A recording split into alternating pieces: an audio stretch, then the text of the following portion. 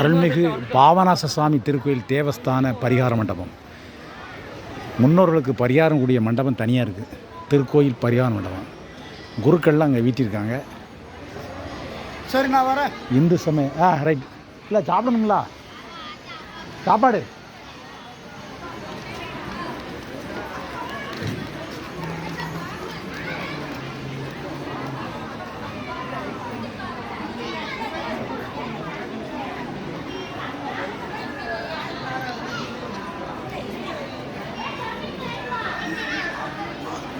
அகஸ்தியர் பரிகார மண்டபம், தெற்கு அரண்மனை திரு பாபநாசம்.